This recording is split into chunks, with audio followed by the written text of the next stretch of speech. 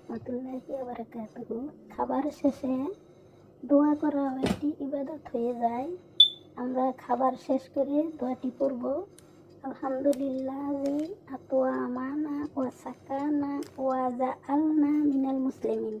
অর্থাৎ সমস্ত প্রশংসা একমাত্র আল্লাহ তাআলার, যিনি আমাদেরকে পানাহার করিয়েছেন এবং পান করিয়েছেন এবং আমাদেরকে মুসলমান বানিয়েছেন।